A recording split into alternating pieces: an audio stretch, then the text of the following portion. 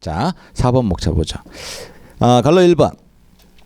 세관장은 반입된 물품에 대하여 명령을 받은 자에게 반송 또는 폐기할 것을 명하는 것 또는 보완 정정 후 반출하는 건데 문장만 보더라도 답이 나와 있죠. 보완 정정이 가능하면 보완 정정을 하면 되고요. 보완 정정이 절대 불가능하다. 예를 들면 지식재산권 침해는 보완 정정의 대상이 될 수가 없잖아. 그러니까 얘는 반송을 하거나 폐기하라 이런 의미겠죠. 그래서 두 가지로 구성이 되어 있는 거고 만약 반송 폐기한다면 그 비용은 당연히 명령받은 자가 부담하지 세관장이 돈 대신 내주겠습니까? 그래요. 자, 갈로 2번은 이제 반송 폐기해버리면 이 물품들의 특징이 뭐였어요? 수출 신고가 수리되었거나 수입 신고가 수리되었죠. 그 수리라는 부분에 대한 내용이 필요하니까 갈로 2번에 1번 동그라미 수리는 취소된 것으로 본다인데 자, 세관장이 신고를 받았을 때 네. 그러면 이 신고를 처리하는 단계가 3단계 처리였었어요. 그렇죠? 단계였어요. 이때 수리가 있는 거고요. 그리고 각하가 있다라고 먼저 생각을 하셔야 돼. 자, 얘는 법에 따라 적합하다. 얘는 법에 따라 반대 개념인 거예요. 요 사이에 있다라는 게 앞서 잠깐 보셨던 보완 요구야. 보완 요구. 그러면 세관장이 신고를 받았을 때 그 신고를 직접적으로 처리하는 건 이 세 가지라고 보시면 돼요. 근데 똑같은 효력을 가지는 각하와 치하라는 게 있습니다. 치하라는 것은 이 세관장이 직접 하는 게 아닙니다. 치하는 신고한 자가 요청을 하는 거서 신고한 자가 신고의 효력을 없애달라고 요청을 하면 세관장이 그 신고의 효력을 없애는 게 치하거든요. 자, 분명히 보시다시피 그 어디에도 취소는 없어요. 신고에 대해서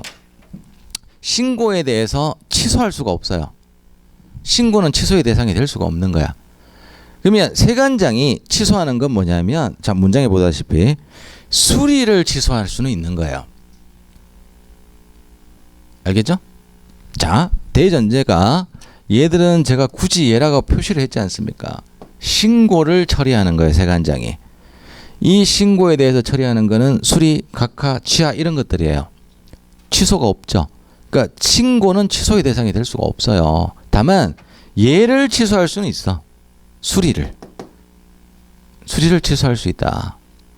그래서 그 문장이 수출입 신고 수리는 취소된 것으로 본다. 이 규정이 나오는 것이지 뭐 신고는 취소된다 이렇게 적으시면 전혀 생뚱맞는 답안이 돼버린다. 잘못된 답안이다.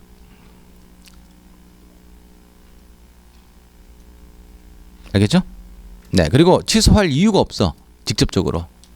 물건이 다 없어져 버렸는데 자동 취소된 것으로 간주하는 거예요. 네. 그 다음 2번 동그라미 수입인 경우겠죠. 수입 신고 수리를 받았을 때 관세를 냈더라. 그러면 이 48조 46조인데 46조가 이제 관세환급금입니다. 그 관세환급금의 환급 규정에서 납부한 관세는 되돌려 받을 수 있느냐?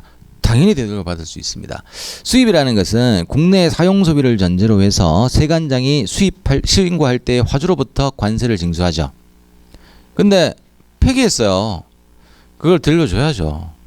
그래서 환급 받을 수 있습니다. and 가상금까지 줘야 돼요. 가상금까지 환급 가상금.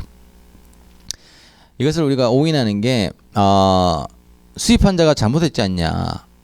그건 조세의 개념하고는 관계가 없어요. 얘를 처벌하느냐 마냐의 문제이지 세금은 분명히 사용소비를 전제로 통관 단계에서 수입 신고할 때 화주로부터 징수한 겁니다. 근데 얘는 수입의 정의에 해당이 안 되는 거예요. 결국은 반송을 하거나 폐기를 해버렸으니까 돌려줘야 돼. 그럼 기간이 지났죠. 이자까지 줘야 돼요. 그래서 관세 환급 가상급까지 돌려줘야 됩니다. 수출은 세금이 부과된 게 없으니까 논할 가치가 없고. 네. 5번 목차는 뭐 이와 관련된 것으로서 관세청장이 또 규정하고 있어요.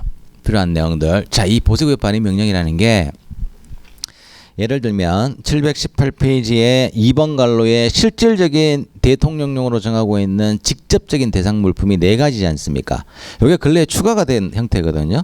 그러니까 제가 항상 추가가 되거나 실제 시행이 많이 되거나 이런 것들은 중요하다고 말씀드렸잖아요. 이 리콜이라는 제도인 보세구역 반입 명령이 직접적으로 10점 약수량에 한 번도 출제가 이루어지지 않았어요. 아직은. 그래서 충분히 전반적인 내용을 물어보는 문제가 나올 수 있다. 그것은 어떻게 보면 아주 쉬운 문제가 될 수가 있어요. 전반적인 거라면 얘를 다 물어봐야 되니까 목차만 기억하시면 여기 있는 그냥 다 적어라 정도밖에 안 돼요. 문제는 이런 문제를 조심해야 되는 거지. 얘가 어디에 또 적용과 연계가 있고, 그리고 앞에서 뭐 논제를 적을 때 허위신고죄와 관계 뭐 이런 문제를 역설적으로 나왔을 때 이때 당황하지 말고 그게 그거구나라고 바로 적을 수 있는 그런 능력을 가지고 있어야 된다. 이해하시겠죠? 그래서 5번 목차까지만 목차 일단 정리하시고, 얘는 전반적으로 내가 일단 출제가 이루어지지 않았으나 중요하다, 나올 수 있다 이렇게 생각하시면서 정리를 해 두실 필요가 있다. 됐죠?